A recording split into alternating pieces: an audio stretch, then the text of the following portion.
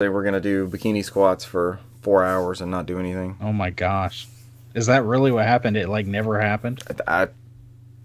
People were in the chat like, I've been here for 2 hours, nothing's happening. She just keeps saying she's going to tap the timer.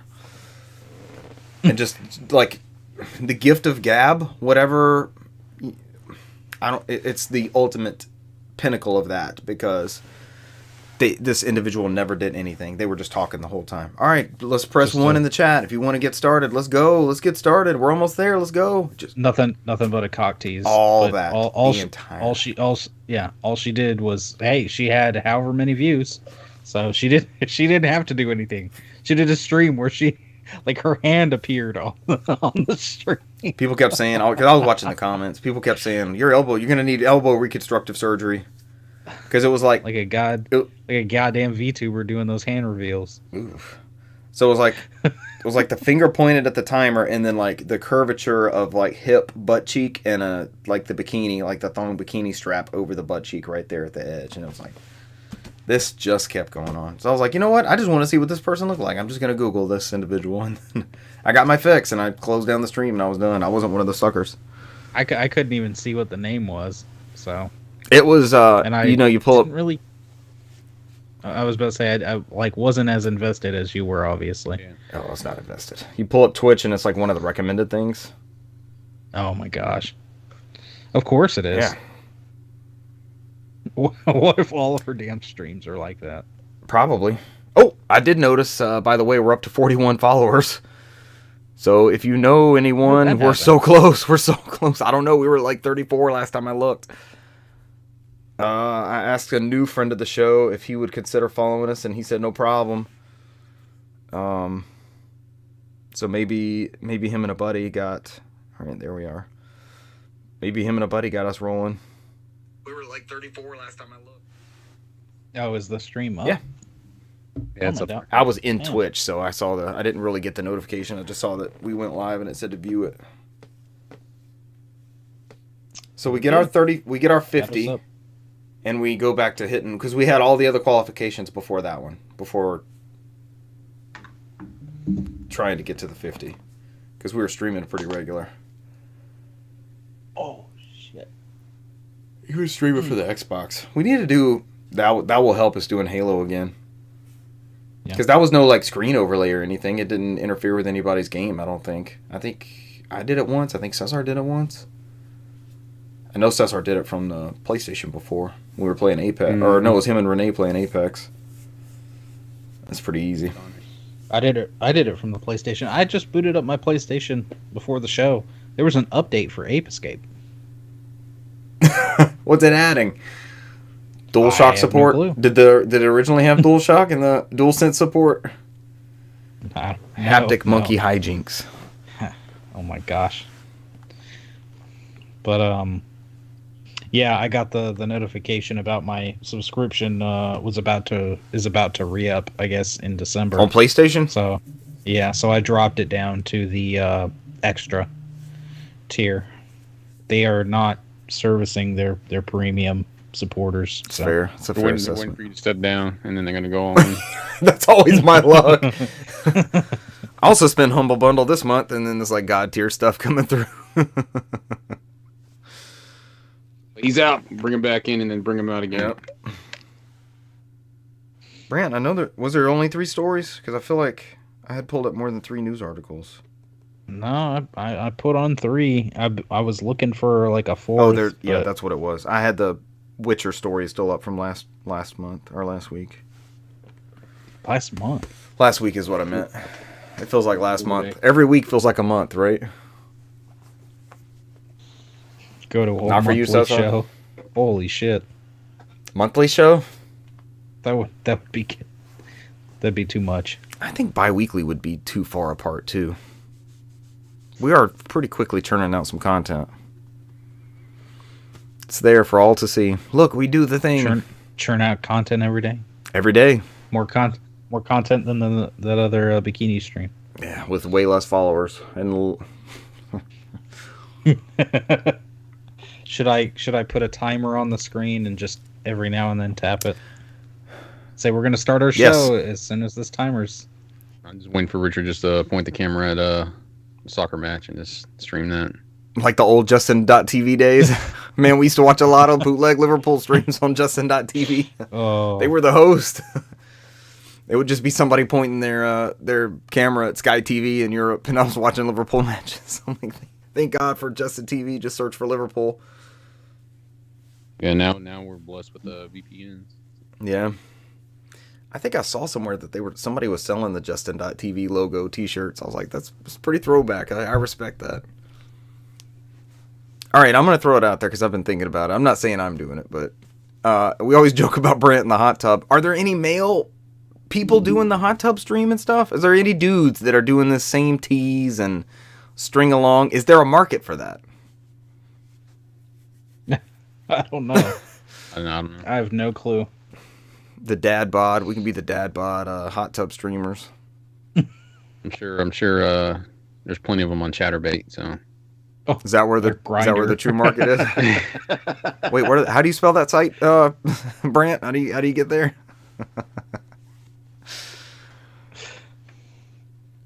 Hey, we could do it. NOFODcast is to get to its true purpose. Look at it's ChatterBait is your Twitch after dark. Twitch after dark. Look at these idiots. They talk video games for 5 years, and then that guy took his shirt off, and now they're raking in millions. That's all it took. Yeah, they're like shirtless Brant. I gotta come up with an action figure. Shirtless Brant McKee. Brant, congratulations on your new promotion to head football coach at Georgia Tech.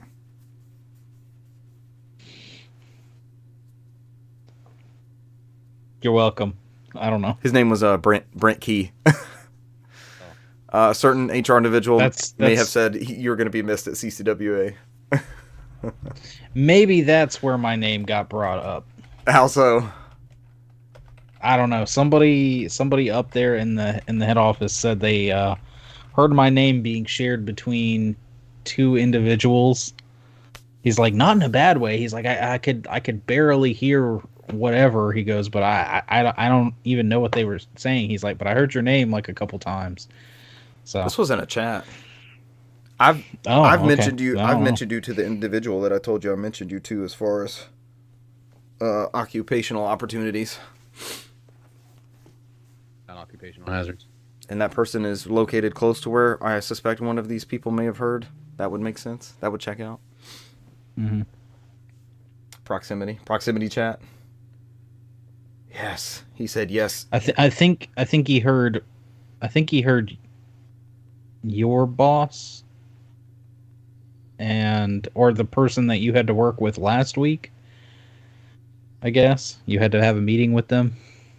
Mention you and somebody from HR talking, and that's when he heard my name. Key. So, yes. Damn, you just you're building a legend over there. Apparently, either that or they were talking about the new coach of Georgia Tech football, and Britt Key. The other person just misheard. That or you're the new Lord and Savior for somebody. All I know is I'm going to be eating a lot more varsity until December. They told us they were closing in December. Have What? y'all heard that? Yeah. No. Cesar knows this.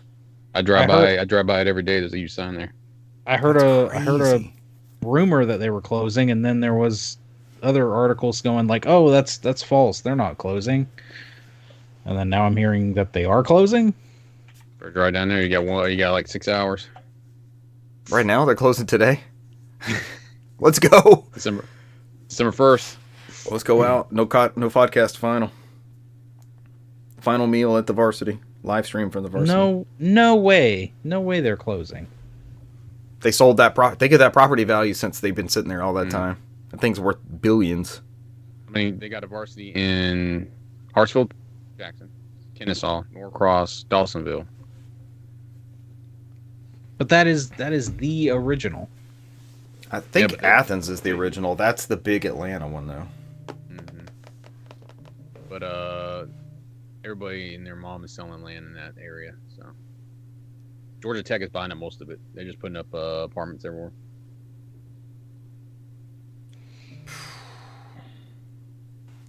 I'm literally driving on the apartments they're building every day over there. And it pisses me off because they always go down to 3 lanes that are one way, and then we always end up to being one lane, going one way. That's our nightmare. I sit there for 45 minutes. I'm like, I just got to go 2 miles. How did the fuck did this happen? I was like, and it's just because construction's constant, and they're blocking both the other 2 lanes on each side. I'm like, oh god. We should have recorded this. And every idiot's always like trying to race to cut somebody off in the front to go in the middle lane to get. It's like it's a nonstop Jenga battle with vehicles. Jenga battle with vehicles. That's probably not a good premise. I'll start recording. This would have been good. This would have been good since we don't have a whole lot of video games to talk about. Screw Twisted Metal. Let's do Jenga, but with vehicles. Yes, friend of the show, Aiden, who I was chatting with, he subbed or subscribed and texted some of his friends. So hopefully we'll pick up a couple more with them. Thank you, Aiden, if you're on the chat now or if you're on the stream with us. Awesome. We really just need email addresses at this point. We've never done it for SoundCloud. Do we just pay for the Twitch follows? For that massive revenue? For Twitch follows? No, you don't have to pay for them if you have a hot tub and thong bikini and a countdown timer. I almost thought you were just going to say hot tub time machine, but It's always the thing that comes up.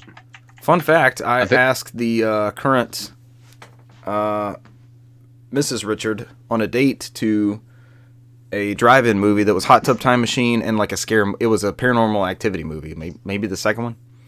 And this individual, the current Mrs. Richard, declined, so I took another date. So I always think about when I hear Hot Tub Time Machine, I took somebody else. I think did you ever watch the sequel? Hot Tub Time Machine? Yeah. No. That whole bit where Chi McBride was in there just remaking Lisa Loeb songs. Oh. That was what got me every time. I enjoyed the first one. I thought it was good. Yeah. That whole bit where she's just staring at the camera singing like, you say. He just did the exact same video frame by frame, just with him, and stole it from her. Just because he went back in time with the hot tub? He went back and stole like a whole bunch of 90s songs. That was like my whole bit that I was laughing at. So I'm wearing my Beatles shirt, but we're kind of on a Beatles kick at the house. And that movie Yesterday, have y'all seen that movie or seen the premise of it or anything? Mm-hmm.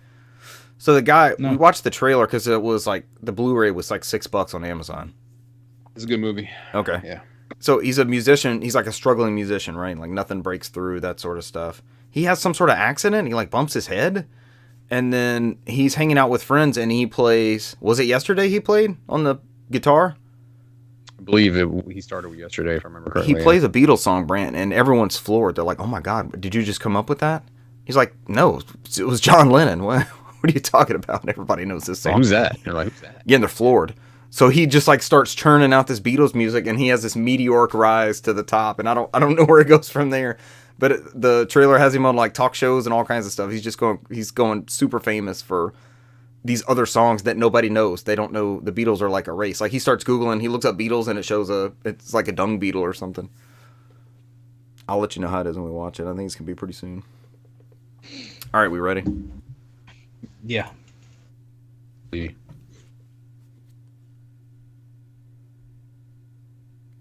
Ladies and gentlemen, welcome to episode 236 of the NOFODcast. We are No Outside Food or Drink, the Southeast premier video game podcast. Small bit of news tonight. I think we're going to do some quick news and then just talk some video games. That's kind of our bread and butter, right? Sonic Frontiers DLC roadmap. If you remember from last week, Brant was raving about this title, and he cannot wait for this. Now his potential game of the millennium has a DLC roadmap that he just can't wait to speed his way to as the Blue Blur. So we're going to go over that, and Brant's going to pine for the future releases. Next up, there was a Mario movie direct. I hope everyone watched that trailer. We can discuss. Brant did. Cesar did not. Cesar, prepare to be amazed. And your December PlayStation Plus games, I think we're going to officially, as a podcast, retire the Xbox games with gold. I almost put the games with gold in there, and then I remembered you specifically said, let's just not do them anymore, and they sucked anyway. So can't recall what either one of them is or the premise or anything. Oh, but they have a value of like $30-something. Sure. Yeah, they always do. So you're not even getting your value's worth out of your $60 subscription. I'm not discrediting the quality of the games. I think I'm discrediting the popularity and the hype behind them because we've all been Games with Gold subscribers for many years. And they are not the top tier releases that we have been used to. Cesar sent something. I'm not sure what it is. Brant has to You elaborate. enjoying it, Brant? It's just It's Kurt's, right? somebody putting one of those dumb face filters on some game footage, Uh-oh. but it's pretty. Oh, one of the like bug eye things that every time somebody turns Yes, around, it's a bug eye thing. Just one of those like Those are always good. filters. It's it's really Those good. are always good. That's a good one, Cesar. What game is That's it? a What good game one. footage? Crisis Core. Oh. I want to see a little bit more of that. When does it come out? Well, 2 look weeks? at this. Look at the tweet. I believe it's releasing on the 13th.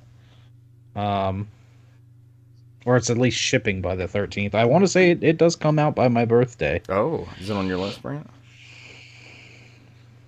On my list? Yeah. Oh God, that's nightmare fuel. So, This is bad. Oh God. Just wait for Cloud to take off the helmet. Why? Zach looks bad enough. This is awful.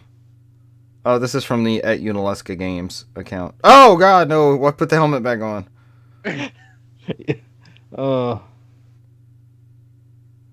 Cope through Crisis Core. Does she not like Crisis Core?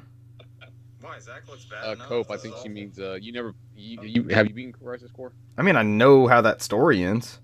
That's what she means, cope. Oh, okay. You're gonna have to push yourself through it. Yeah. Okay. Because you're invested in getting through to what you know is the finite. I mean, it's like Titanic, right? Or apparently The Perfect Storm. I remember getting that VHS tape and thinking this was going to be this amazing movie. Have y'all seen The Perfect Storm with George Clooney? Do you remember the ads and all that? That big boat that was like caught in that storm? Brant, do you remember that one?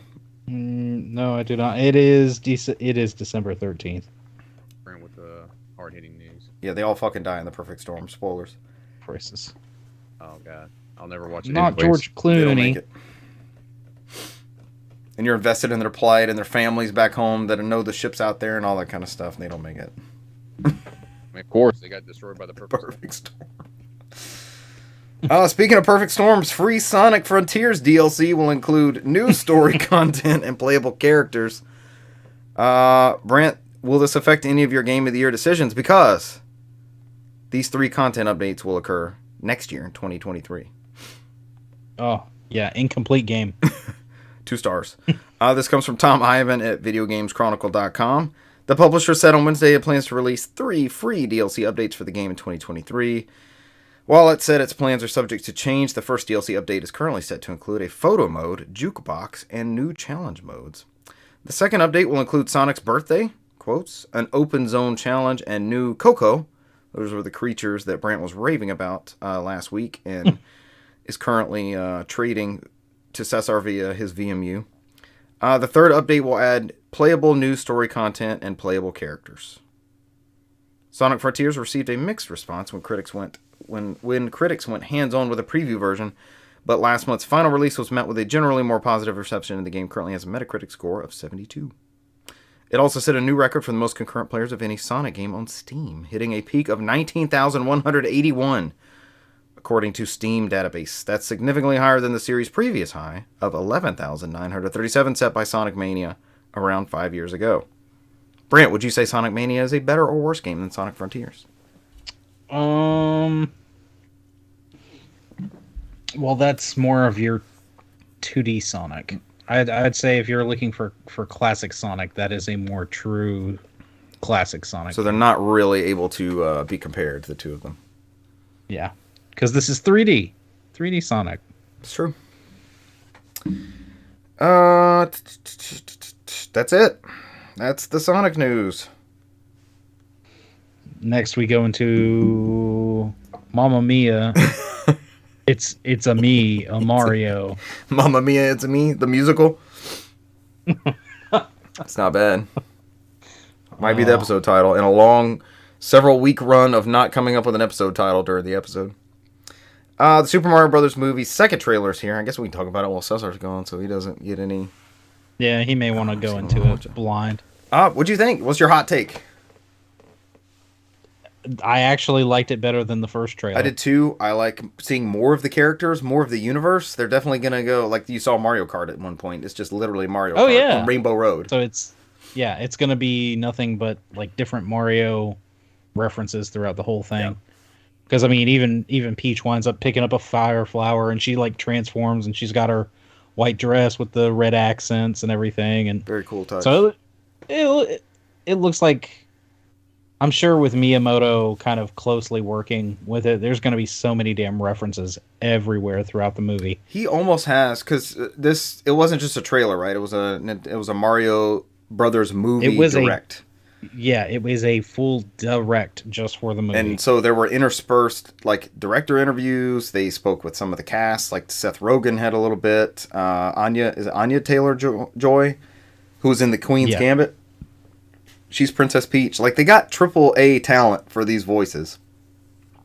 And they, like I said, there were interviews in there. But Miyamoto has almost like a Kojima-esque thing for this Illumination director, right? Yeah. He's always like, Chris-san, what we're doing with Chris-san. These decisions were made in conjoint effort with Chris-san at Illumination Studio. Like, it's always this name drop thing. The colors look great. Like I think this is going to be like an HDR showcase. Definitely be one to see in theaters, and I think it's going to sell gangbusters in theaters.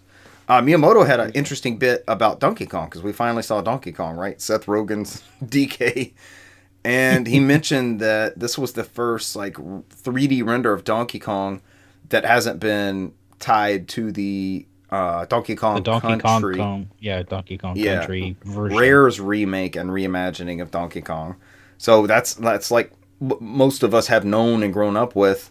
The original Donkey Kong was, I won't say more cartoonish, but he had a look to him. He really was. He was a little bit more cartoony. Yeah. Before that rare reimagining. And I like both. It's not like I'm gonna die on the Donkey Kong hill, but it looks like Donkey Kong. It's a movie-fied version of DK, I think. But everything's still fine. It does nothing so jarring or alarming. It doesn't seem like a project in trouble. It seems like a high production. It's some of the best animation like from that studio I think I've seen. Like the colors alone are just gorgeous. Yeah. We saw Bowser a little bit more. He didn't really steal the show like he did last trailer. Jack Black's Bowser. Jack Black's Bowser. And Jack Black wasn't in this speaking bit, right? He didn't come on there and say anything? No, they only brought in Anya Taylor-Joy and Seth Rogen. Yeah, one line when he was talking to Luigi about looking for a mustache. That's right.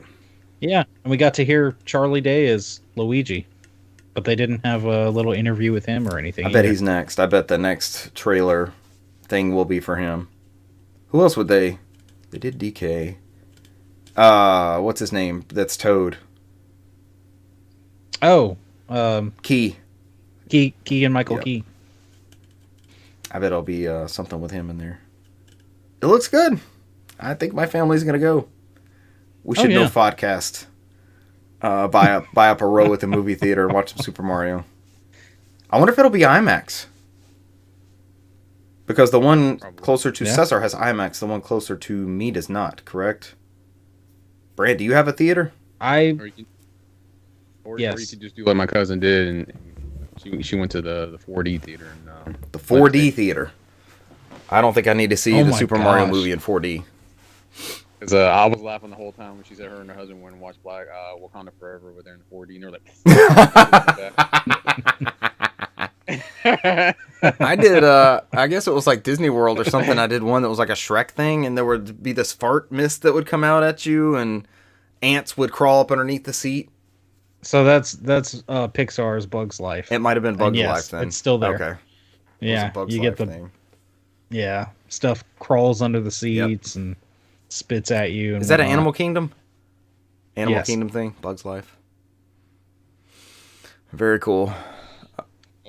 And I forgot to tell you, Richard, and you mentioned that with the whole Kristan thing, and I know Brant might know it. When I'm going through my Japanese studies, it's rude to call somebody by pronouns, believe it or not. They always refer by Name and san afterwards.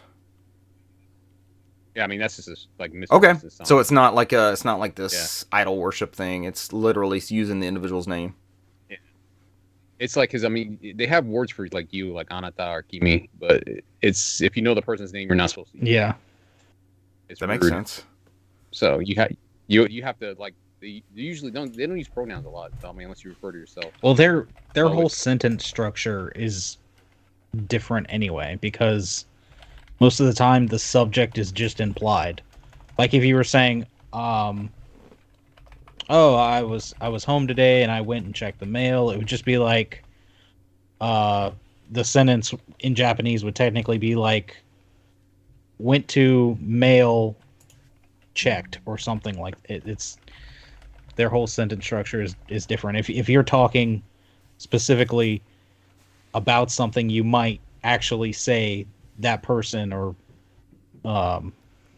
that a place or something, but most of the time the subject is implied a lot with their language.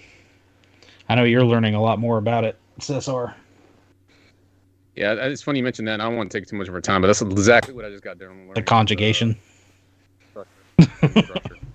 So they're and it's weird. And I'm gonna go real quick, but the sentence structure, I think what they said in English, it's subject verb, and I think object. I believe Japanese is subject object verb. The sentence always ends in a verb, and the complete sentence would be like neko, Nizumi mi wo tabemasu, which is object verb, which is mouse eaten. Mouse is eaten. That's considered a complete sentence. Another one would be tabemasu nezumi wo, which is this verb then subject, and then there's some tabemasu would just be a sentence, like just eat. So, I mean that is perfectly a legit sentence in Japanese. Just go tabemasu. Like if I say eat, you'd be like, all right, eat what? Who ate? Are you eating? I mean that's what you would ask me if I just go up to you and say eat. That's like eat is just a legit. In regards sentence. to what's the context? It depends. Yeah, it just all depends. All that you can literally have Japanese, like what I've learned there. You can literally have legit Japanese conversations with like 4 or 5 words, and it's like a whole paragraph. You could literally walk in somewhere and just because you're hungry, you're like, oh, eat, yeah. And then you eat. Yeah. You're asking somebody if they want to eat. You look at them you want to eat, just eat.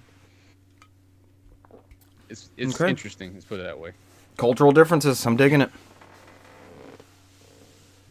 I guess the thing that kind of stuck out with me with this trailer, we'll move on from the Mario trailer, it's not big news. Mario's kind of a doofus. Like, he's stumbling into stuff and he's tripping over things. Yeah, I did notice that. Like, the Mario we've always known as kind of a, let's go get it, I'm the guy. Like, there's never really, like, a lack of confidence. Luigi's, like, the doofus, scared. And they're definitely making him scared, right? So. Yeah. But it does. Is it like? It does. Oh, yeah. I was gonna say it seems like, and I don't know if it's just because it's like Illumination and they're making it more towards kids, and they think that goofy humor is just more fun and silly, and kids will appreciate it more. But yeah, when you see Mario and he's like trying to do something like 3 times, and then he's like, "Oh yeah, I got it," and then he gets hit by whatever it was, because they showed that, and you're like, nah, that doesn't seem like Mario to me. That doesn't fit the character. It was out of place, but I don't.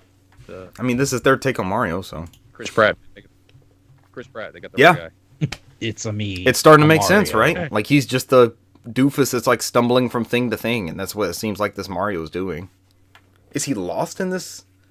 Well, remember that first clip? He gets out and he's like looking around the Mushroom Kingdom. And it's like he doesn't know where he is. So maybe that's yeah. Maybe that's his shtick in this one. He's just lost and goofy. He's Chris Pratt. I don't know. everybody was judging. Yeah. It like fits the character. He's literally the Star Lord of the Mushroom Kingdom. The Star Child. All right, last but not least, PlayStation is we got some good games. PlayStation's keeping up on the good trend for their PlayStation Plus titles, unlike the lames with gold, which we shall henceforth never reference unless it's something of note. If there's something decent in there, we mention. But this was leaked, I think, early today, and then confirmed later on in a blog post. And this comes from Adam Mitchell, the Director of Content Acquisition and Operations at SIE, Sony Interactive Entertainment, at the PlayStation blog. PlayStation Plus monthly games for December: Divine Knockout Founders Edition. I think that might be the only one I don't know. Mass Effect Legendary Edition and Biomutant for both PS4 and PS5. Reason why you don't know it because it's not out yet. Oh, it's a new release. I think. See, they're good at doing that too. It seems like PlayStation Plus will be a new release every other month or so. Is also developed by your favorite local studio from Atlanta. I think I only know of one, and I can't come up with it all of a sudden. High Res Studios. Yeah. Have a T-shirt from their last game. Divine Knockout, launching directly into PlayStation Plus, the third-person platformer fighter adds a whole new Smash Brothers adds a whole new dimension to the genre. Damage enemies to make them vulnerable, then smash them out of the arena in a unique third-person perspective. That's basically Smash Brothers. Choose from one of 10 playable gods to hurl boulders as Hercules or wield Mjolnir. Always struggle with that one. Same with the Halo armor. As Thor, then battle across diverse arenas with their own mechanics to master. Play 3v3 arcade modes with friends to explore a variety of game modes, or duke it out in hardcore 1v1 and 2v2 duels. DKO, or Divine Knockout, features cross-play and cross-possession. This Founders Edition unlocks DKO and bonus content for the game, plus a DKO-inspired skin in Smite.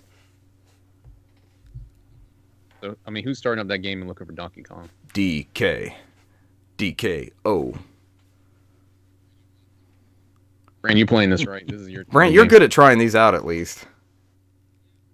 Yeah. Yeah, I might. I mean, you might fire it up and might turn into PlayStation All-Stars. It might have been a whole don't say that. backdoor surprise for you to play PlayStation This guy All-Stars just 2. jumped off the map to go kill somebody. Okay, it's not as floaty as Smash. Well, it's floatier than Smash Brothers. I'm sorry. That guy was jumping around all off the map. This is not Smash Brothers. I don't know what this compares to. It's not PlayStation All-Stars either. The arena kind of looks like Skylanders. And the It just looks like a 3D, like you had it right. It's just a Smash Brothers and but not quite, like I think of That's it. Power Stone when I think of that, but not quite Power Stone. What's their get with this? Like, where do they selling costumes and characters, you think? And moves? And taunts? Probably. Characters, yeah, taunts. If there's a battle pass, it'll be banners and who knows what else. he still got your Whatever else they percentage can add damage to on it. there. No bars. The Destroyer. Oh yeah, there's like a finishing move. There's a bunch of people marching across. Hey, launches December 6th, like Cesar said, straight to PS5 and PS4. Play it. What do they mean by crossplay then? Is it eventually coming to other things? I don't know. No, it's I coming. haven't It's heard a that. it's a high Yeah. res game, so it's coming there. It's just launching in this. Yeah. I think it's like it's a $20 game. I believe it's not free to play like they normally. Oh, are. really? It's Okay. $1. So this yeah, is yeah. a legit bonus for PlayStation Plus.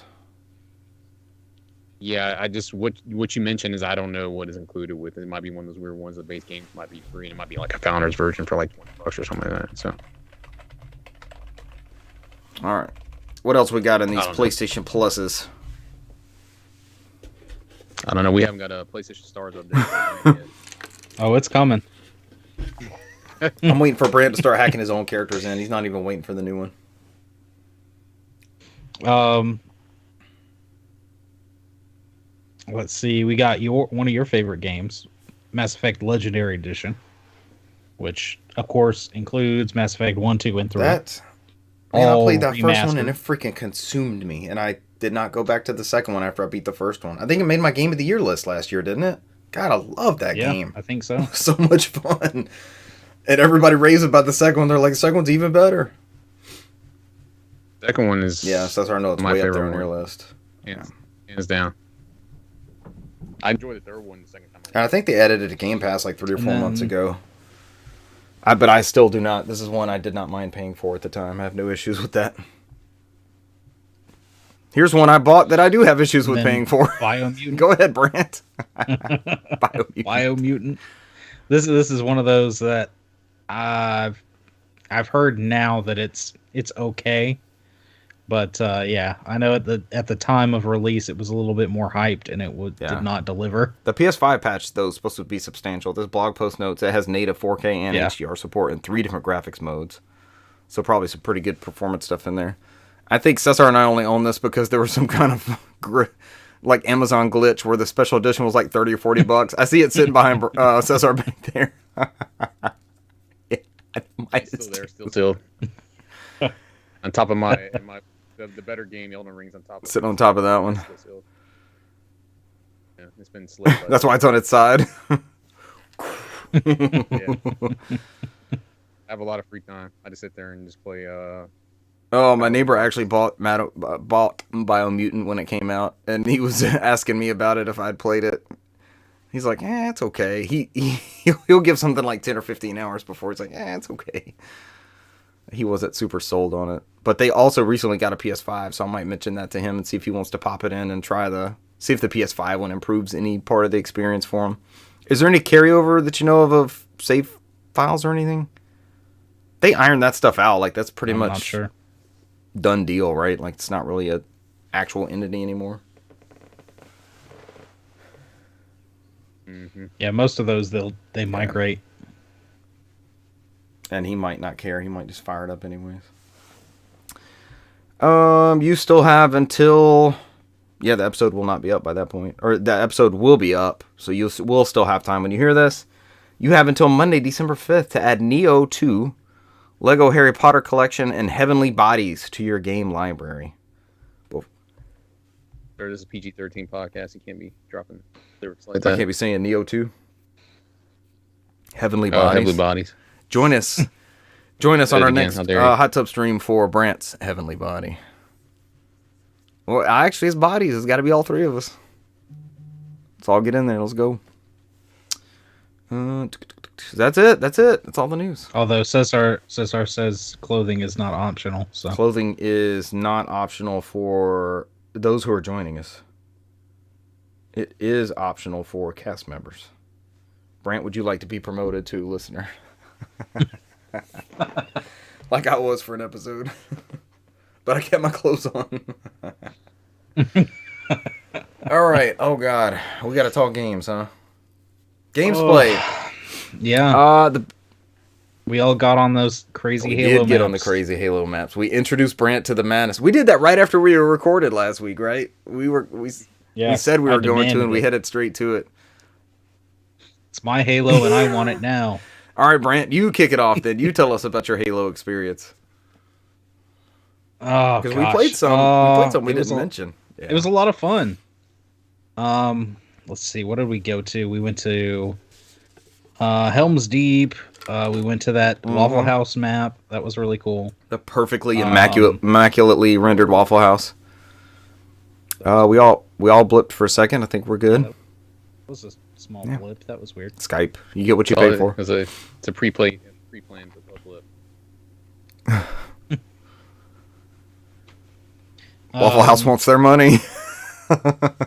Oh yeah, they want their endorsement. We did a not so awesome rendition of Blood Gulch. Yeah, it had some. It was a cool reimagining. It was okay. It was okay. Yeah. It needed some work. There were some jarring color choices. Like there were some parts of the sand that were just like. There were a lot of clashing parts. Yeah. There was like weird, like metal ground, and then there'd be sand, and then there was like bright, vibrant grass. It didn't have the best Halo like flow and vibe of the art and atmosphere that you're used to in an actual Halo product. I know it's Forge mode and it's just people creating stuff out of their assets, but it still didn't have like the right flow. It felt jarring to all of us. But it was cool. And there was a neat lift. Remember, Cesar found that towards the end. You would go through that lift, and it would shoot you across the map. Mm-hmm. You did facility. I always want to call it Felicity because that's what Perfect Dark called it. Yeah, facility. We did. What is that? Chill Out. That was a good reimagining of Chill Out. That OG Halo map. And then the Duel of Fates, where we were running around with the damn swords. We thought it was going to have the John Williams score in the background, but I don't think they could pull that off. You thought it was only you hoping for that. You wanted it. So it was all swords, and it was a maze, I guess. It was different levels of platforms, and then one platform that jutted out into the Darth Maul deposit chamber. but along the way, that had the damn it had the laser lock down. doors thing that they were like fighting behind, and the Jedi would stop and meditate, and Darth Maul would just be pacing back and forth like a caged animal. That was kind of cool. But I think some of us were able to like walk through them randomly, just like walk straight through the laser things. Mm-hmm. But it was fun messing around with the swords and jumping around on the. It ended up being like if we had. It was just, again. It was it 3 of us or 4 of us? No, Renee jumped on there with us. Yeah, it was 4. So imagine that with like 8, 12, 16, some sort of LAN party thing we could get together. Crazy. It would have been pure madness. We never did try Lockdown. Somebody remade Lockdown in there, and I definitely want to try that because that's one of our Halo 2 LAN party staples. Is that we do Lockdown on rockets? Oh. Just a quick update. I told you guys a couple weeks ago about the lady that's writing the book about LAN parties, and the CRT bot account on Twitter had recommended me like, hey, send them some of your photos. They're asking for photos of LAN parties, and she emailed me today and said, I've got to send you the permission thing. I want to use some of your LAN party photos for the book. So I think we're all in the photos I sent to her. So that would be extra dope if our Halo LAN parties are featured in that. And of course, I'm like super psyched, and I'm telling her, yes, please, absolutely use the photos. I think that would be awesome. Let me credit her real quick because I've now mentioned it 2 or 3 episodes. Yeah. This is Merritt K on Twitter, MERRITTK. She writes for, I think I saw a Kotaku article or a Polygon article not too long ago. But she's writing a book called LAN Party. Great title, right? And that is available for pre-order. And I told her, I was like, I'm so sorry I haven't pre-ordered this yet. If it had gotten through and it was PayPal, I would have already done it. But it's like I always have to jump back and get a credit card. It's credit card only. But you can pre-order it through Volume, vol.co, and the book is called LAN Party, a loving photographic celebration of the energy drink-fueled, furniture-rearranging multiplayer gaming trend and its nocturnal participants. Even though mine are usually during the day, right? Mm-hmm. And her book is backed. Oh, they carry on. Does carry on. Her book is backed 137%, 1,328 backers, 73,000 pledged out of 53,900 that she needed, I guess, to publish the book. So definitely go check that out. Even though the 3 of us will probably be in the book, so that'd be cool. Maybe. Renee said we need 20 people to play the Duel of the Fate match with all the swords. That would be madness. How many people would it take to bring it to its knees, though, I wonder? Because we do some crazy, like, all needles on lockdown modes on Halo 2. We bring those original Xboxes to their knees with all the needles flying everywhere. Oh, drops down to, like, 2 frames. Stop motion Halo. Yeah. All right, what else do we play? I feel like we tried a couple more. There was something else. Definitely did Facility. It's Felicity on Perfect Dark. They remade it in Perfect Dark, and I played way more of that. We're not talking about the TV show Felicity? They called it Felicity, and I can't remember the other map that they stole, but they renamed it something else like that too. Yeah, Perfect Dark was definitely our jam. We played the mode. We played the Survivor mode. Yes, Monday we got on for some lunch. We played some old school, and then we played the Survivor. What do you think of the Survivor mode? It was good until we got our ass handed to us. It's gone like that the past couple times I've played. It's tough. Oh, but I did notice. So I popped it in today. I popped in Halo today. Popped in, booted up, whatever it is. You don't pop in Halo anymore, do you? I'm an old man. There's a new like featured thing, like a new highlight playlist or whatever. They did not get rid of that Survivor one. They bumped it down. Remember, they would always hose us like that on Land Grab. Like Land Grab would be the featured mode, and we'd be all into it. And then the next week they'd kick it out of the rotation. That Survivor mode is still in the rotation. There's something else in its place, which actually sounded good. But that Survivor one that we really like is still in there, so we can dip back in there and play some more of that in the next week or so. I guess I'll pick up with games played. Yeah. So my kids are actually playing this one. I was trying to validate Game Pass because that now every time I log on the Xbox, they're yelling at me. You only have 5 days. You only have 4 days to re-up your Game Pass, and it's right there on the screen. Like the default answer is to go straight to the resubscribe screen. You have to tell it not now to specifically get away from there because I'll accidentally hit it and go straight to it every time. But we were scrolling through the games, and one of my kids saw it was like a teddy bear or something, and the game is called Unpacking. Has anyone heard of this? Unpacking. It's almost. Yeah. It's almost. It's an indie game of sorts. I need to mention the developer, and I have failed to do so. It reminds me a lot of Florence, which was one of my games of the year a couple of years ago. It's like a quick mobile game. You start off in you have like a picture book, like an album, and you label the album. So my kid used their name as the name of the album, and then it writes across the screen almost in like Yoshi's Island script. It says 1997, and you're looking at a bedroom. And there's like boxes on the floor. And so you tap on the box and an item pops up. It might be a teddy bear, a Game Boy. It was a Game Boy in this case, like a Game Boy Color. And there's like various things. And we figured out there's multiple ways to play the game because they want you to, it's kind of like a puzzle game. So this, she picked a female character, and I don't know if that changes the way the game plays. But it was like female bedroom. So there's teddy bears and there's, eventually you get to feminine clothing, I guess you could say. So it trends like, I don't know if it stays like that with genders the whole way through, but that's how their playthrough is going so far.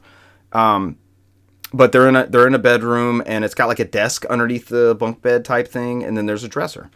And so you're unpacking, like I said, a Game Boy. There's a bunch of books. There's a soccer trophy. There's a soccer ball. There's a CD player. And there's just these items that you like rearrange. And once you've gotten everything out of the boxes, the cardboard boxes do this real cool like flattening thing when you're done unpacking everything out of it. And there's 3 boxes for this room. And when you're done unpacking everything, it fits. It's not a grid, but it has to fit. Each item has to fit in a place, right? So the soccer ball can't. Your desk drawer underneath the bunk bed pulls out, but the soccer ball doesn't fit in there, right? The physics won't. It doesn't allow it to fit in there. But you could put a book in there, or you could put a pack of markers, or an eraser, or something like that. The game has a logic built behind it, and so once you've unpacked everything, the items that aren't in the right place will blink red. So then you're trying to figure out where they actually need to go, right? Do they go in the bookcase? Does it go sideways on the bookcase? What are we doing here? So for the first, and then both of my kids are playing this at this point. So for the first one, they played it this way. And then at the end of, a star goes off when you've got everything in the right place, or where the logic deems is the right place. And then it says, you take a picture, and then that picture of your room goes in the scrapbook that you label to start the game. And it says underneath there, my first room. And then achievement pops. And then you see the Yoshi Island font again. And it says, this one was 2004. And so you see that this individual has grown up. Now we're unpacking like bras out of the box. But there's still a couple items that have held over. Like the Game Boy's still there. We're unpacking the Game Boy again. Is 2004 a bigger room? I'm trying to remember. And there's also a kitchen in 2004. So there's another set of boxes in another room, and you just hit the shoulder buttons to flip between the rooms. So we discovered that you can go into the accessibility options and turn off the puzzle part. You don't have to get the blinking red lights, and you can just unpack stuff and put where you want to. Which by the second level, the second year that you're unpacking stuff, my kids were past the puzzle part. They were like, we don't want to deal with that. We don't have to figure out where stuff goes. So they're just, if it fits, they're just like leaving it somewhere. They're dropping it on the floor, but they're doing a pretty good job. Like if it's a toothbrush, and sometimes like the box will be in the bathroom and the toothbrush will be in the box that's in the living room, and a pot and pan that's supposed to go in the kitchen will be in the bathroom box. But there's some really neat touches that I'm noticing. Like we did so far, we've done 97, 2004, 2007. The female character moves in with roommates. So there's 3 bedrooms across, and there's like a common area, and there was already some stuff there. So it's putting together, like the first room was blank, and we were just decorating this character's room, right? So now we have roommates, and we have stuff that's already there. So we have to add into alongside the room. And there's just real cool things, like you could tell the character's getting older, so like I unpacked textbooks.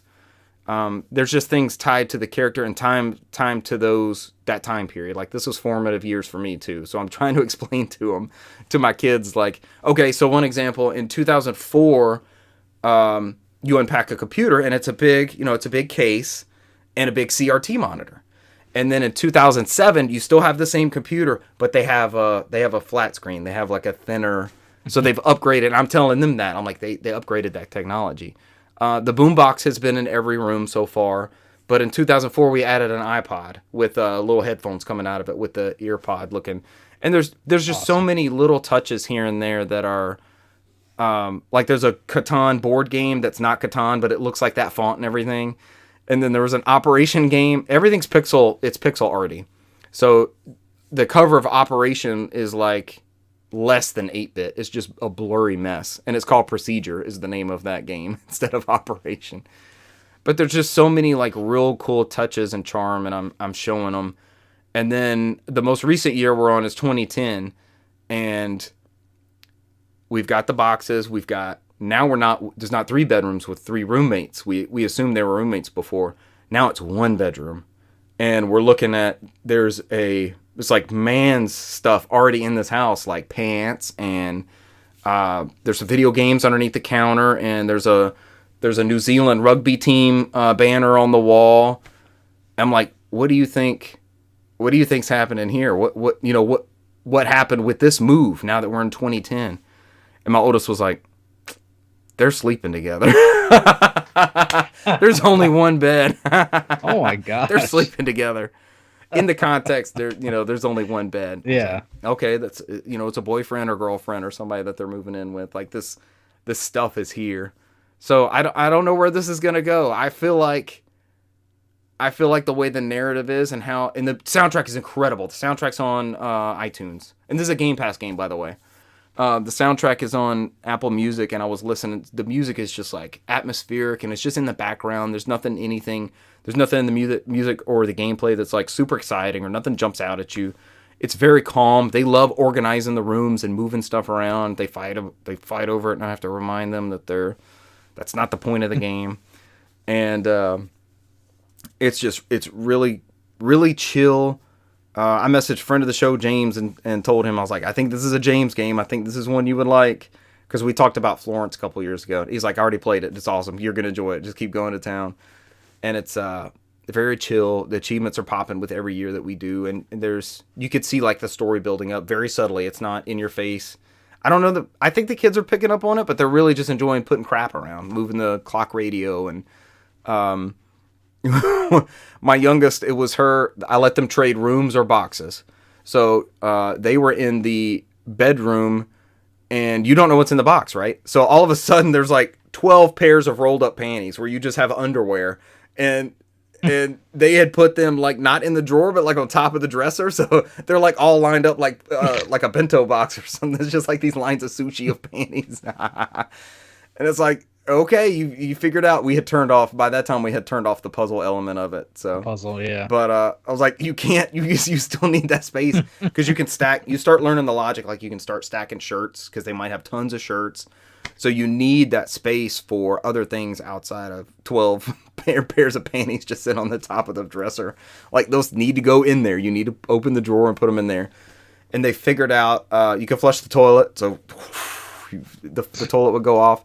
There was like 3 rolls of toilet paper in one of the rooms, so you got to put one on the on the toilet paper holder, and then like stack 2 of them somewhere. You decide where the 2 of those go, and it's just it's very chill. And I didn't think I would enjoy watching as much as I am, but I see the neat touches that are in the story, and we don't get a whole lot of games like this, and it's a lot of fun to experience one that's low stress, and I'm not worried about capturing flags and kill to death ratios and throwing grenades and that sort of thing. And it's just, it's just a relaxing good time. Just when I was ready to ditch Game Pass, and here it is getting validated with a very cool game. I'm guessing this is on mobile and other platforms and stuff. It seems like a perfect mobile game. It's on there. It's on everything. Yeah. Wherever you can play this, like I said, it is on Game Pass, but anywhere you can get this, I couldn't see it being too expensive, but definitely pick up Unpacking. They ask every day to play it, and I'm like, yeah, I kind of want to see where this, like each year as it goes. Where I think it's heading is I think you've been unpacking this whole time. I think at some point there's a breakup or, a miscommunication or something that's going to happen, and you're going to pack the stuff. So it'll be that emotional... Florence did this. It's that emotional thing of like rounding up your stuff. You're getting your crap and putting it in a box, and you're going to be leaving this place. Maybe you decorated it, and then a year or something passes, and maybe that's just a pessimist in me. But maybe it's like kids come along and you're unpacking the kids' stuff, and you have to move to a bigger place maybe in the country. Like right now, they're in a city, and the kids will notice like outside there's like cars going by and that pixel art. And then you move rooms, and maybe that bathroom has a window, and then you see like a bridge, like this lit bridge at night, and cars are going across that. It's really awesome. The soundtrack's really, really good. Highly recommend Unpacking. Is that all I've played? It's only been a couple days. I thought I played something else. No, my free time's been Halo, and now they've taken my Xbox, so I need to set it up on theirs. Yep, that's my games played for this week. Did I talk about Mario Party last week? Yes, that was our Thanksgiving. That was our Thanksgiving game. Did already. We discussed the Mario Parties. Oh, the Mario Golf update's out. They saw a commercial or something for it. Mario Golf? Switch Sports Golf. Might as well be. No, Mario Golf is not as good as these, right? Yeah, I was like, man, you said about Mario Golf? Holy shit, you're the only person I know. I gotta learn to. I think that one I actually did get off GameFly. I think I stopped buying the sports games early. So last week I forgot to mention a game that I played because all of a sudden it's close to the end of November, and my brain just went off immediately. I completely forgot about PlayStation Stars, so I got the reward program. I got on the app and I looked and saw what there was, and the majority of the games were literally just boot up a game on PlayStation 4 or 5. And you got the VR headset, you get a Thanksgiving holiday edition of the T-Rex. Oh, hell. Yeah. And then there was one where you had to like play a certain fighting game, and I just haven't done it yet, but you could get like a kind of like an arcade cabinet thing. Oh, Brant, we're not doing this. We're not actually doing this. Were you just killing time? No, Brant, I'm with you, buddy. I was killing time. Because literally, I mean, most of those, or to get most of those, you don't even have to play the thing. You boot it up and exit it, and as long as you've hit start campaign on the reward that you want, as soon as you start the game, exit it, that's enough to count. On the app. Yep. Stupidest fucking thing ever. I got a Secret Agent Clank figure before I even got the Secret Agent Clank game to play. Yep. Secret Agent Clank. What are they memorializing if they won't let you play the title? So are you both into this, or is it just something you check into and do? No. If I play the game and I get a notification on my phone like you don't watch. Oh, okay. You're stumbling into them. I was like, oh, okay. I've gotten enough points to get $10 off on PlayStation. That's good. This is what I'm doing. Dang. The one game that I actually did play was like Share the Fun, and you picked a couple different multiplayer titles. And so I've had this title for quite a while, and I just played it with my family over the last week, which is Moving Out. Okay. I've looked at this You before. had Unpacking. I had basically You have packing. Is this kind of like the Overcooked game? Okay. Yes, this is like the Overcooked, so your characters are, kind of weird little wobbly creatures. There's like a cat, a dog. Eventually you get characters that you unlock that have like different food heads and things. Like there's one that's like a ramen. It's got like I like ramen that. I like head ramen or something. head. It's the biggest thing is there's a lot of references to all sorts of different films, TV shows and things in here. The two I can remember off the top of my head was there's basically the Ferris Bueller's Day Off house. Okay. Is in there, and even the car and everything's up in the that's great. up in the top, and you can knock it down and everything. And then they have Jerry's apartment from Seinfeld. It's meant to be Jerry Seinfeld, and so in the game, the whole objective is to go into these places, and there's a list of things that you are supposed to move into the pickup truck. Now, how safely you get them in there doesn't matter. So you're breaking the TV. Like the character will pick up the TV or a toaster or something, and it's still plugged into the wall, and they're having to like move it back and forth and rip it from the wall. You can throw these objects. So, and some of these areas are multi-storied. So you're like trying to throw it in the right areas to be a little quicker, because of course everything's timed. Okay. And the faster you do it, the better like metal you get, because there's gold, silver, and bronze. So it doesn't matter the condition that it makes it in the truck? No, not at all. And there's a bunch of very, very So it's like FedEx dialogue, bringing me stuff. Like, yes. And I mean, it's to the point where it's like some objects literally will not fit out certain doors, so you throw them through the window. Oh. And do you try first and it's like we can't make it, and then you end up doing that? Yeah. It's easier just to throw it out the window, and you've got to time it, because both you and the other person, because there's multiple objects. You can press a button and it'll kind of put an indicator over every object you have to move, and it'll let you know if it's a single person object or it's two people. Okay. So like couches, fridges, beds, and stuff. And so this may be one for them after we do this one. This sounds like their jam. Yes. But it takes a heck of a lot of cooperation, because a person can just get right there with you and grab the same thing and move it. But, they have to get on the opposite side of the object to actually throw it. You have to like press and hold the throw button. And of course, when it's a big object, the characters will swing it from side to side, and you've got to make sure you're throwing it the correct way. Oh God, are they going to fight? I thought this was going to be a cooperation lesson. Are they going to end up fighting each other? No, it is chaos. I think it is worse than Overcooked when it comes to the yelling at people. Me and the missus famously didn't make it through Portal 2. It's chaos. Co-op mode. Yeah, really. Yeah, that was a relationship strainer. We weren't gonna make it. We both wanted to put our hands on each other.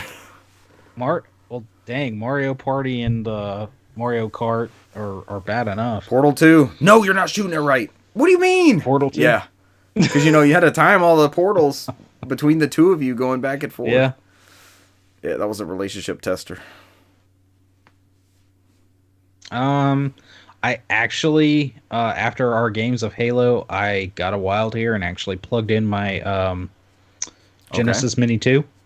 I'm not sure where Halo took you there, but I'm curious. I was looking at it and just plugged it in, and The dedicated Crusader Ascenti box? played some.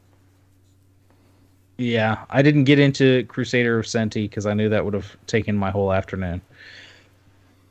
But I did play some Outrun, some virtual racing. I have no idea why, but I actually started playing Night Trap, which was just a horrible, gritty It's significant mess. that it's on there. It really is. I guess. But it's, oh my gosh, I love that it they was have terrible. Sega CD stuff on there. What version of virtual racing is that? It's just the Genesis virtual racing. I keep seeing cheap ass gamer. I don't know Somebody's if it's tweeting about any virtual, enhanced. some game called Virtuaverse, and all I can think is that it's a game that has virtual racing and virtual athlete, virtual tennis. It's got all the virtual baseball. It's got all those on there. Of course, I had to play some Space Harrier 2 and some Sonic CD. How does Space Harrier 2 run? Isn't that the one that was like not supposed to come out for Genesis? One of the... But they actually improved it to run on this.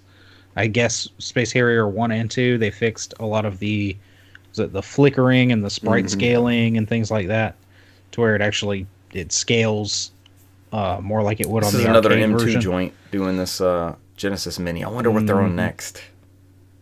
We don't know anything. I don't know. Well, we never talked about it, but if you got the Mega Drive Mini 2, there was actually like a QR code or some website that you went to, and they had a survey.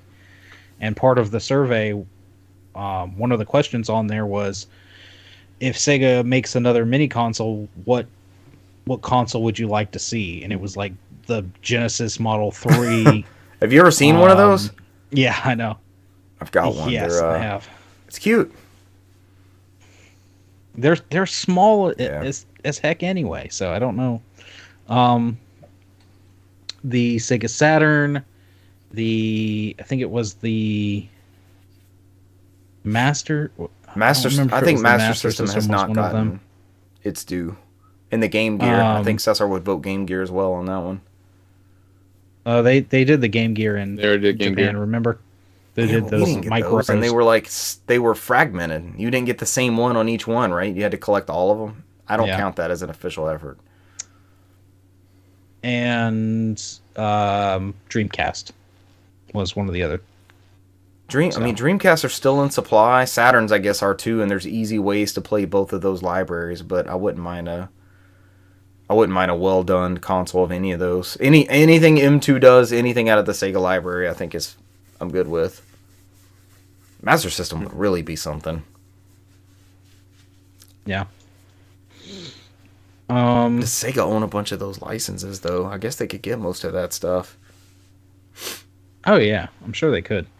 So unless you're Victor Ireland, then he hosed that. He hosed the RPGs on that device that Brant's talking about, the Genesis 2. I played a little bit of Puyo Puyo Sun. What is that one? But that's actually it's a 2-player. It's like strictly a 2-player. Because I started doing it, and like the other side of the screen's just flashing saying press start, and I'm basically just like sitting there practicing. And I played a little bit. I'm like, okay, it's a Puyo game. And then, what was that other one? Night Stalker. I don't not a Dark really Stalker remember game. that one that well. No, it's a Night Stalker. It's like it's a forward scrolling kind of racing. Where you're shooting and the car can literally like fly, or it can go every plane. And you're shooting helicopters, and then it's I don't know. It's a weird futuristic thing. I played it for a little while. It's not a bad game. You tried it. Matters. Because that's what you can do with these collections, right? You just pop something in and see what it's like, and maybe you come back to it, maybe you don't. I'm gonna drop back real quick. I knew nothing about Puyo Pop, any of that franchise. Not even, like, we had dabbled with Mean Bean Machine, but it wasn't something we ever, like, played. And I imported a Super Famicom, probably, like, 2004-ish, 2005-ish. And that was one of the games, and I just popped it in, and I was so hooked. And I've loved that Puyo formula ever since then. Those are such good games, and I think the Genesis ones are highly regarded, too. One of those they turned into Mean Bean Machine. I think it's the exact same mechanics and everything. They just put a coat of paint over it. Yeah. Mm-hmm. Made it easily marketable for you. With the Sonic characters, yeah. I love Puyo Pop. I'll do. I didn't get to play much, but I played some Blast Corps on N64. Yeah, not the bastard version on Retro Collect. No, is it on Rare Replay? I played a little bit. That would make sense, yeah. Do you play it on original hardware, or is it on the Nintendo Switch Online? Yes, I played it. I played it on original hardware. It's not on because that's a rare game. So. Yeah, but they've added like Banjo-Kazooie, and they're gonna add GoldenEye and stuff. That door's kind of open somehow. Yeah. Let me see. Is it on this? Yeah, it is. Who'd have thunk it is on this. So you're saying the one on the Rare Replay collection is trash? No, I'm being an asshole. I haven't played it. So but yeah, I'm sure it runs fine. Like I was playing that a little bit before Gemini. Before we got Cesar, didn't we try playing that one time? Yeah. Mm-hmm. I have a boxed copy of Jet Force Gemini. You have a boxed copy of Jet Force Gemini? Is that your original copy? Give me 2 seconds. I know, Brant's doing show and tell. Oh, Brant. I remember playing this at Target on the kiosk and just being floored by how it looked. It is a complete. Is that your copy? Jet Force Gemini. Yes, I bought this at that local game store that y'all went to a few weeks ago. But oh, really? Honestly, they had that there. The biggest reasons. Yeah, one of the biggest reasons I bought Blockbuster tag on the back. Blockbuster Video. It even has, because it's out of the box, sitting on the shelf, but it has one of those Blockbuster Video. The rental stickers on like there. Stickers over it. Yeah.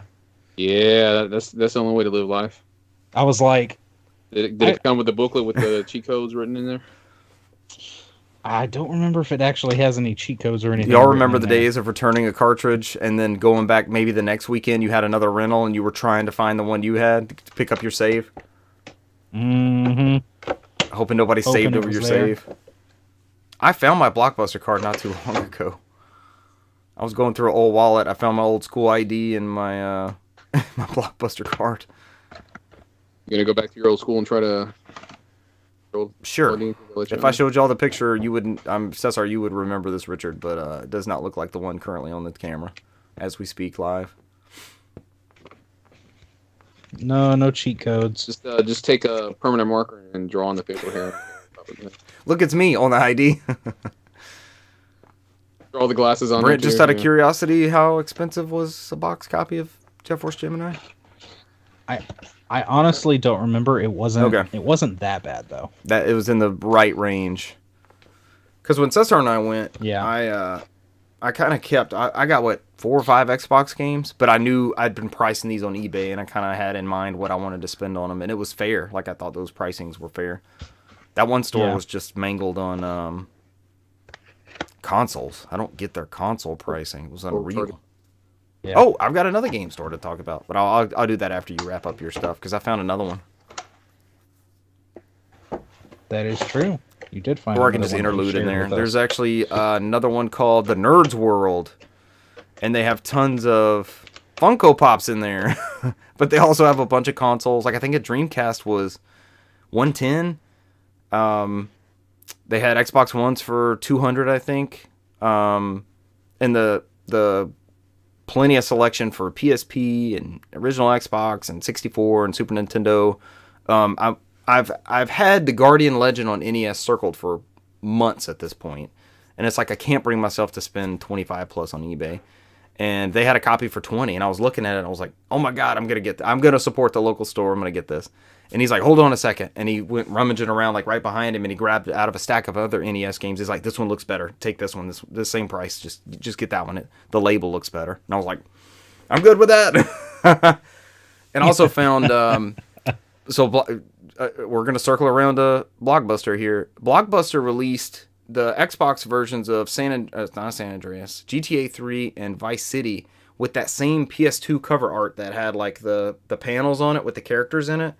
Because the one that came out for Xbox was a dual pack, so it had themed covers that just had the title of the game and like a background art to it. It didn't have these. It didn't look like the PS2 covers. So they had the Xbox version of that one for $10, which I know it's just a variant. It's not like rare or anything, but it's a different look, and I actually prefer the way that box art looks. So I picked that up too while I was there. But they got great stuff. I'd like to. You didn't get NBA ballers. Yeah, the holy grail of original Xbox collecting.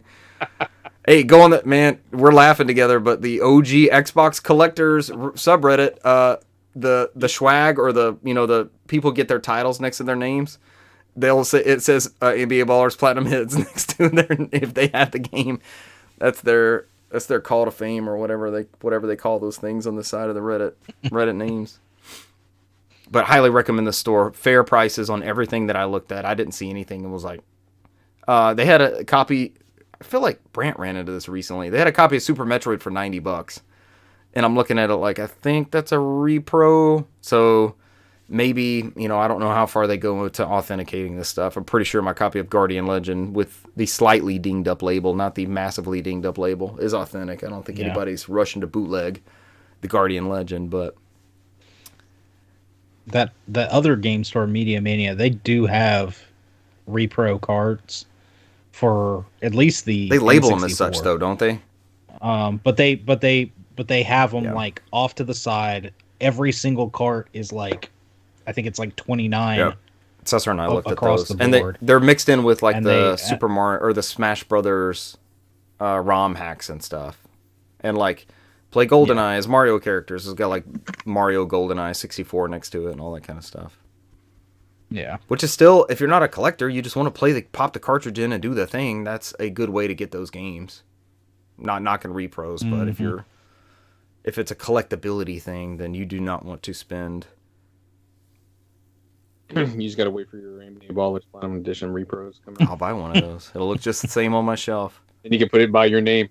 What I'm actually thinking. We're laughing about it. What I'm thinking about right now is separating. There's threads where people have separated their Xbox Platinum Hits games, so they have like all those silver cases off on their own shelf, and it actually looks pretty good. But I'll be pulling a big chunk out of my collection to move those to another shelf. But I'm kind of kicking around doing that. I might just do it and see what it looks like. So, Brent, we'll let you wrap up your Blast Core.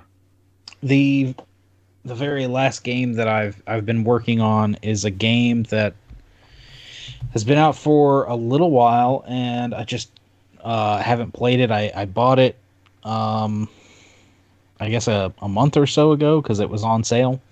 It's Sifu. I remember the hype behind this one. Yeah. This is the martial arts fighting game where, if you get defeated, you have the option to age a year. And with age comes wisdom. A great responsibility. So if you age too much, eventually like your health starts going down, but your power starts going up. So there's a risk reward. Yeah. Anytime that you technically get defeated, you because you get experience going into all these different levels and fighting all these different opponents, you can spend those experience on different moves or abilities and things to kind of expand your combat. And it's one of those games where it's it's hard to kind of master that combat. I'm still kind of trying to get into it, but it's super satisfying if you pull something off. I've heard it's insanely difficult, but when you break through and you get that point, it's satisfying like that. Yeah, it's a little bit on the difficult side, but the aesthetic, art style, so far the story and everything. So it starts off, you're just this guy and you walk up to this temple and you basically are breaking in and fighting all these different people. And then eventually you get up to who is like the master of the temple. And obviously you're like, you get the gist that you're a disgraced student. He tells you, you shouldn't have come back here. I should have ended this. Now I'm going to end this. And you fight him and you kill the master. And basically that's where the story starts, is there's a kid that's right there when you were fighting, and the kid's sitting there watching from the cabinet. And sees everything go down, and so now it transitions into the tutorial, and now this kid is training, and it's the open credits and the tutorial. Cool. So it's like the credits are going, and it's saying press this button to block. Okay, then press this to counter, and it's actually pretty satisfying, and it takes you through some of the different enemy archetypes that you'll encounter. And so now you are this, I want to say you start at age 20, and you're seeking revenge on the people, because it was a guy and like 4 or 5 other people that stormed this so this they're dojo. They're all like sub bosses and stuff. You got to find them and take them out. Okay. Mm-hmm. Is there any like free roaming to it, or did you just pick stages from? Is it linear? Yeah. You pick a stage and you basically go through it fighting. You're picking up little bits and pieces of a story. There's obviously a criminal element, because you're the first place you go through. It's like a warehouse, and there's like kind of it's like basically drug paraphernalia. It's it's this flour, and this you're in this obvious warehouse where they're grinding all this stuff into powder and in Colombia. Like, yeah, but it's all like purple, and so there's like stacks of there's one part where you walk in and there's just like a bunch of money, and so but it's you get the feeling and all this little bit of story that the people that you're going against, that's obviously this criminal element. They're not good people. Sounds good. And it's pretty damn good. I'm enjoying it. Like I said, it's a little on the hard side, but it's fun. Sifu. And I got the Vengeance edition. Drug references right or drug paraphernalia on the ESRB rating? No. Really? Violence. Let's see. Violence, blood, slang, strong language. Yeah, there we go. Strong language. Drug references. My favorite rating. Is that also on Blastcore? Mm-hmm. But yeah. Hopefully. Probably not. I've never played Blastcore. Really? You just destroy things. It's a fun little. You have nostalgia for it? It's not bad. Is that why you dipped back into it, or you just recently picked it up? No, I've had it. I know I picked it up. It was one of those that I'd always heard was a good N64 game. So it was one of those things that was like $8 or $10 or something. You saw it and was like, yeah, I'll pick it up, and it's been sitting on the shelf. I think it's still one of the cheaper ones like that. It was a little bit. Yeah, it was. I don't know. It was like 10 or 15 minutes before Halo, and I was just looking for something to do. I was like, I'll pop it in. Why not? Good times. You gonna join us for Saturday Halos now that it's madness ensues? Oh yeah. Oh yeah. Pure chaos. Sounds like a plan. All right, is that it? Anybody else got anything else to add? That's it. Ladies and gentlemen, thank you for joining us this week, and we will catch you next week. Bye. See you. Adios.